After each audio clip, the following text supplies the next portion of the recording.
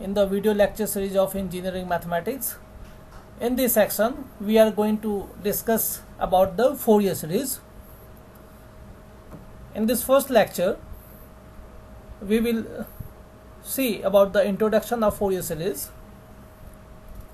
how to find the Fourier series of a function and which conditions we require before applying the Fourier series to the particular function fx. So whole derivation you will see in this lecture. So let's start the topic Fourier series. Let's see about the Fourier series. Fourier series introduced in 1807 by the great mathematician Fourier. It was one of the most important contributions in the area of applied mathematics. It means Fourier series is applicable in every branch of science and engineering. That's why it is a great contribution in mathematics. We have few examples like heat conduction, mechanics, concentration of chemicals and pollutants, electrostatistics, etc. These are the areas where we can see the application of Fourier series. The Fourier series is an infinite series representation of periodic function in terms of the trigonometric sine and cosine functions. So whenever we represent a function in the form of sine and cos function, so the nature of the function is going to be oscillate or oscillation. For example, here we can understand what happens when we apply Fourier series to the particular functions. Suppose we have given a function y is equal to x or fx is equal to x. So here if we apply the Fourier series within the boundary limit, the nature of the graph is going to be like that. So the same curve is going to be oscillate between these 2 points as follows. So in this way you can understand how the Fourier series is useful in the application of different areas.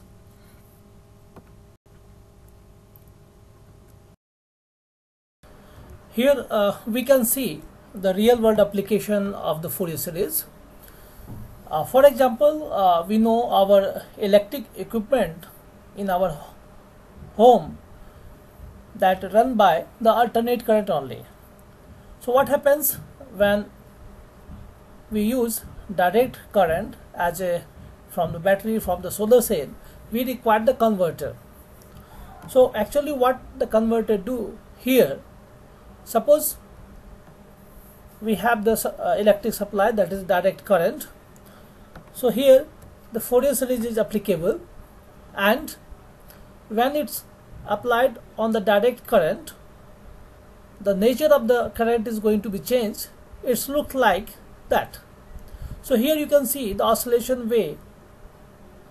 So the same electric current is moving in the oscillation way, or we can say in the way of alternate current. So it is a good example of the Fourier series where we can understand what is the use of Fourier series in the real world application. Before that we go to the examples, we have to study some terms related to Fourier series. The first one is the periodic function. A function fx is said to be periodic if f of x plus t is equal to fx. It is true for all value of x for the some positive number t. It means in one cycle for after 1 t, the function will repeat its values. That is said to be periodic function. So in the previous slide also you have seen the curve is repeating after some interval. T is known as the period of the fx function fx. The fundamental period or primitive period or simply period we can say of fx, which is the smallest positive period of f. For example, sin x and cos x, it has the period of 2 pi. So smallest value of t is what? 2 pi for sin x and cos x. So all these trigonometrical functions, sine, cos, sec, cosec, has the period of 2 pi. So after 2 pi it will repeat the values. Some properties we have: if t is the period of fx, then nt is also the period of f for any integer n. So as we have seen in example, 2 pi is the period of suppose cos x, then it will repeat after 4 pi, 6 pi, etc. So when we multiply 2 pi by the integer, it will be also the period of the function. So f of x plus nt, again it is going to be fx, where n is non-zero integer. As we see cos x plus 4 pi, that we can write cos of x plus 2 into 2 pi. So what we can write here, it is cos of x plus 2 pi plus 2 pi. That is going to be cos x plus 2 pi again, and which is equals to cos x. So the cos of x plus 2 pi is x, so the cos of x plus 4 pi is also x, where n is 2 we have taken. Similarly, you can see for cos x plus 6 pi, 8 pi, 10 pi and so on, that is also going to be cos x.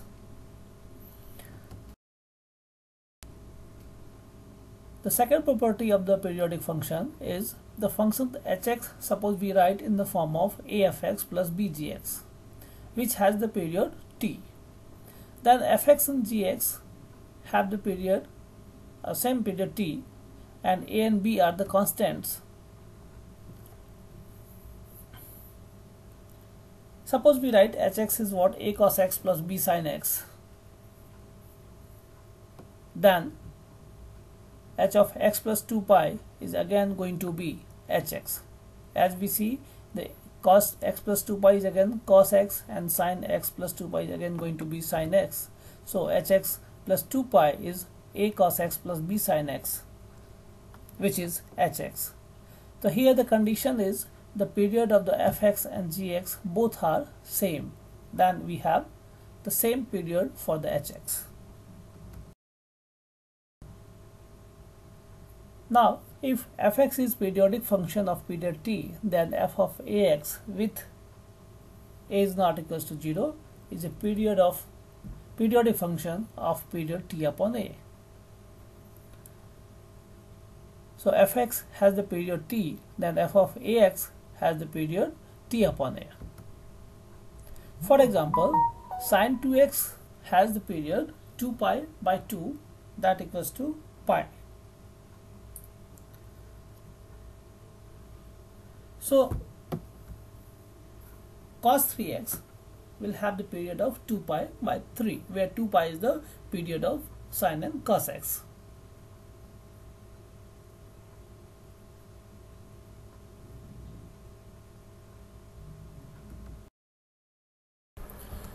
So in the next property 4, the period of a sum of a number of periodic functions is the least common multiple, that is the LCM of the all periods. So in that case, if the function is the combination of functions, then its period will be the LCM of the respective functions. For example, if fx is given sin x plus 1 by 2 sin 2x plus 1 by 3 sin 3x plus 1 by 4 sin 4x, then the period of fx we can calculate on the basis of these separate functions. So sin x, sin 2x, sin 3x, sin 4x have the periods, as we know, it is 2 pi, pi, 2 pi by 3 and pi by 2 from the property 3. So first we take the LCM of this. So it is going to be 2 pi, pi, 2 pi by 3, pi by 2. So it is LCM of these periods are 2 pi. Hence the period of hx is going to be 2 pi. A constant function has the period of any positive t, because the constant function at any time it will remain same. So it satisfies for any positive t.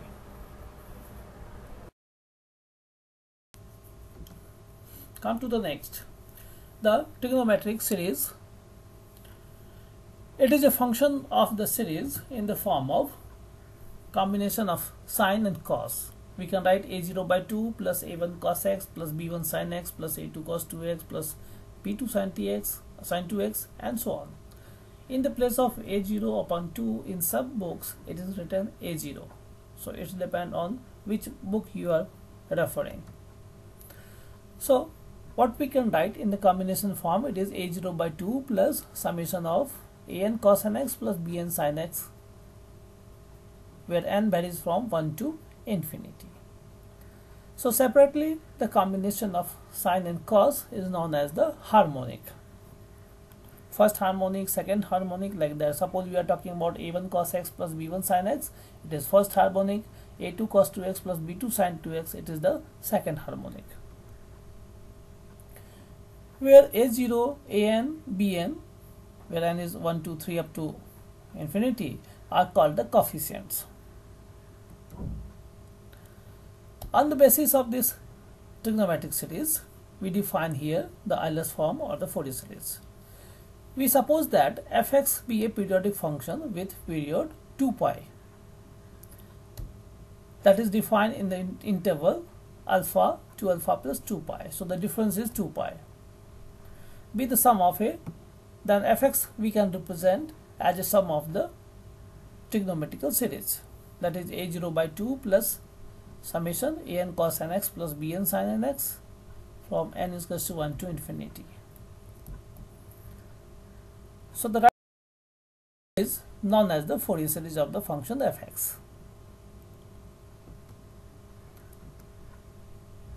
Where a0 is what? a0 is 1 upon pi integration alpha to alpha plus 2 pi fx dx. So in the Fourier series, if in the place of a0 by 2, if you write a0, then here it is going to be 2 upon pi.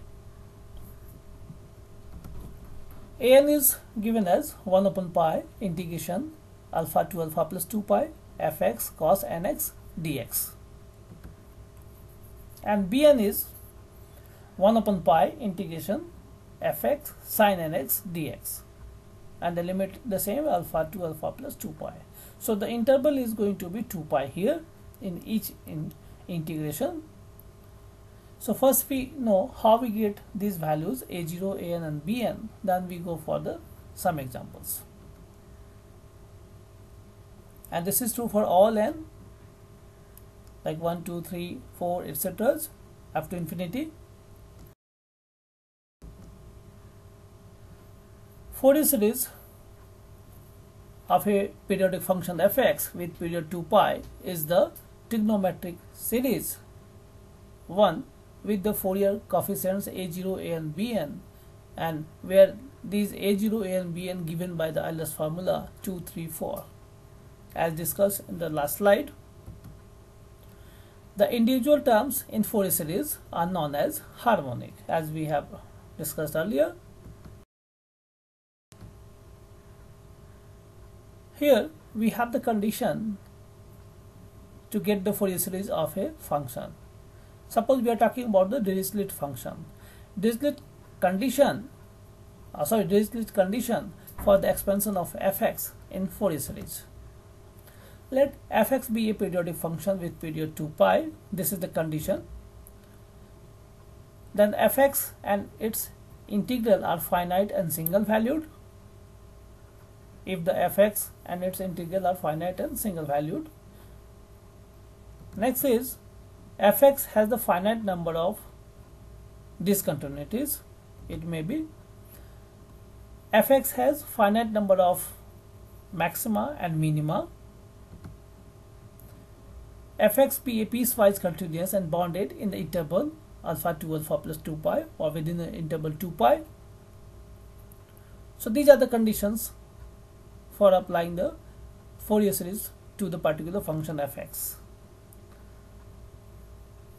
At the point of discontinuity,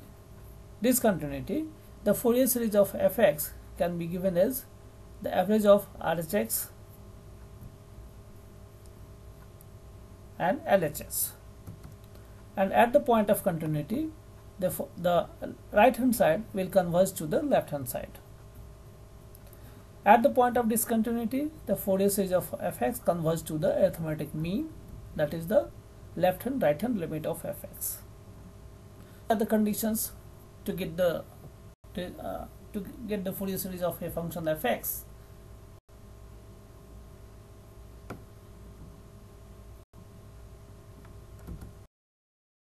Now let us see how the Fourier coefficients come from for the Fourier series formula, like a0, an and bn. Here we let fx be the periodic function with period 2 pi, and fx can be represented by the trigonometric series. So in that case we can write fx is equals to a0 by 2 plus summation an cos nx plus bn sin nx. So here we require to get the values of a0, an and bn, and the interval is minus pi to plus pi we have taken in this case. To determine this one by one, here we go for the a0. Integrate both sides of 1 with respect to x between minus pi to pi, as interval is given minus pi to pi. So by integrating it, what we get here, the left hand side is what? Integration of fx dx from minus pi to plus pi, and the right hand side again we put this under the integral from minus pi to plus pi. So by term we integrate it. So in that case, the right hand side we can see here, the first term is a0 by 2 integration minus pi to pi dx, that is clearly integrable, and the second part we have summation an integration of cos nx dx and integration of sin nx dx. So as you have seen in the previous slides, the integration of cos nx and integration of sin nx is 0. So here we put directly the value 0. Finally we get a0 by 2 integration of dx is x, so the limit minus pi to plus pi we can put it here. So this will be a0 by 2 into 2 pi. So finally we have pi a0. From this we can get the value of a0. So thus we get the value of first coefficient of Fourier series, that is a0. a0 is 1 upon pi integration minus pi to plus pi fx dx. So after getting the value of a0, we are going to find here the value of an. So for that we multiply both sides of 1 by cos mx, where m is a fixed positive integer, and then integrate both sides with respect to x. So in that case, the left hand side is going to be integration fx cos mx dx, since we have multiplied both sides by cos mx, and the right hand side it is a0 by 2 integration minus pi to plus pi cos mx dx plus summation of an integration cos nx cos mx dx, and the last term will be summation bn integration sin nx cos mx dx. So we keep left hand side as it is. Now for the right hand side, as we know, for the integration of cos mx dx, it is going to be 0, and the last term is also going to be 0 because it is integration of sin nx and sin cos mx. Now we have to integrate the middle term, integration of cos nx cos mx. So for that, what we do, we multiply by 2 and divide by 2, so it is going to be integration of cos n plus mx plus cos n minus mx dx. So for the integration of cos n plus mx, it is going to be 0 for n is not equals to m, and cos n minus mx dx we required.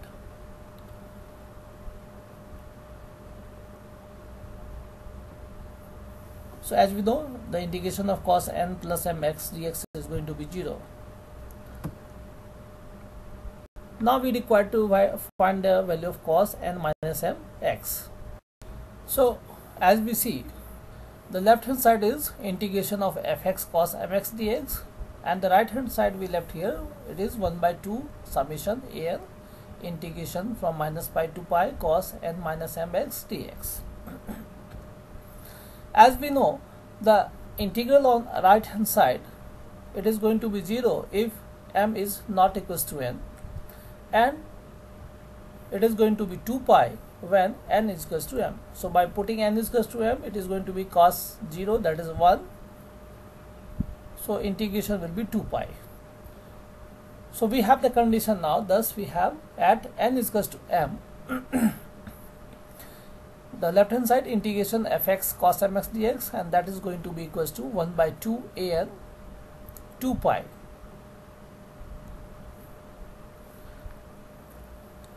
In that case,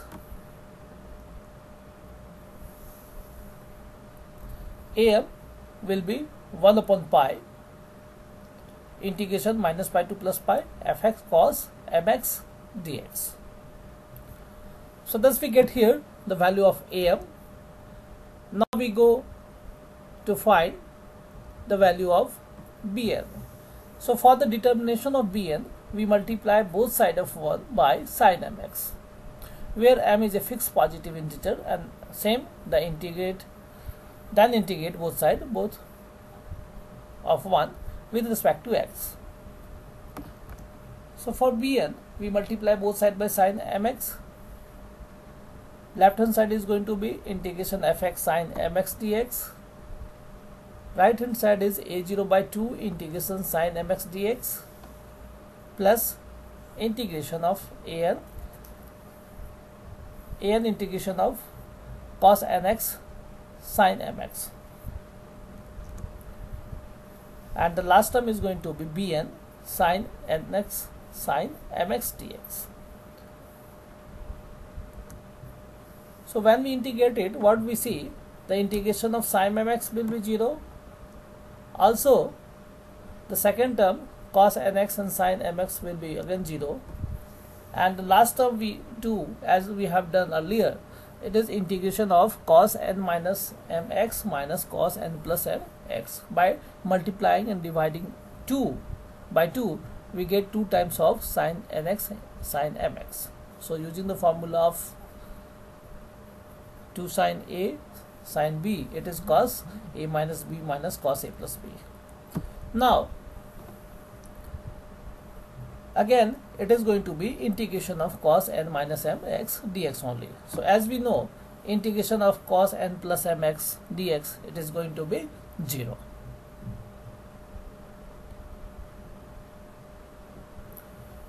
Now we have to evaluate this term only. So similarly, the left hand side we have integration fx sin mx dx, and the right hand side is 1 by 2 summation bn integration of cos n minus mx dx. So we have evaluated earlier with the same condition. The integral on RHS is 0 when m is equals to n, and it is 2 pi when n is equals to m. So for m is not equals to n, it is 0. For m is equals to n, it is going to be 2 pi. So by having this condition, we get here 1 by 2 bn 2 pi. Same way we get the value of bm or n we have, it is 1 upon pi integration of fx sin mx dx. Thus we get all these values. So in the place of m, we can write n here. So by putting this, it is going to be a0, an and bn.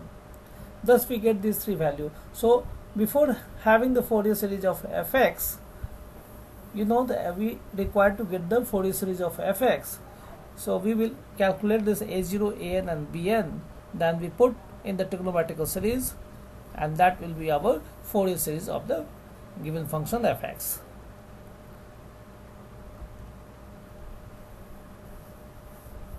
So if we are given a periodic function fx with period 2 pi, then we can determine a0, an, bn by the given formula in 1, 2 and 3 for a0, an and bn. This is called the Fourier series corresponding to fx. Now, since fx is periodic with 2 pi, the interval of integration in the above formula can be replaced by any other length 2 pi. Like minus pi to pi we have taken earlier. So we can take 0 to 2 pi, minus pi by 2 to 3 pi by 2 and many more. So we are not worried about here how the interval is given, but the total length is 2 pi only.